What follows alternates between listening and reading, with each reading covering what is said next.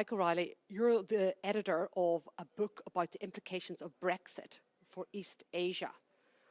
What are the Brexit implications for East Asia and in particular China? What you have to realise is that for almost all the countries in East Asia, they have benefited hugely over the last 4 or 5 decades from globalisation. Their big worry is that Brexit means an end to globalisation.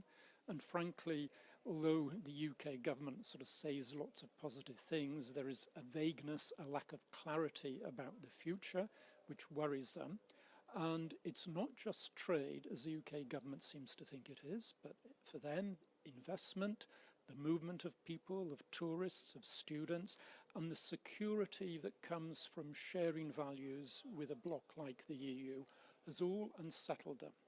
Now, having said that, China, of all the countries in East Asia, stands to benefit more and is already moving to try to build its influence in Eastern Europe, for example. It hasn't got the same level of investment in the EU that, say, Japan has got. So what we're likely to see is that China, if anybody in East Asia benefits, it's likely to be China, whereas countries like Japan, with big investments in the single market in the UK, are likely to lose out. The Department of International Trade in the UK is very optimistic about the possibilities post-Brexit. We heard of Empire 2.0, Global Britain.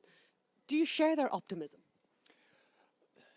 I think the problem is that they're looking at it purely in trade terms.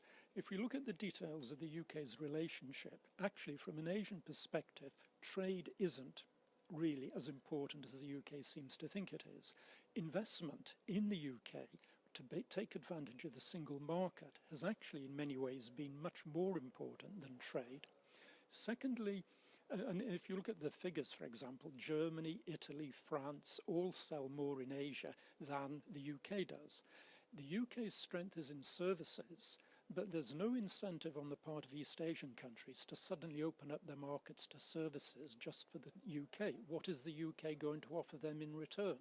And the Department for International Trade, I don't see answering or even addressing this question yet. So they really need to look at the question beyond just trade in merchandise goods.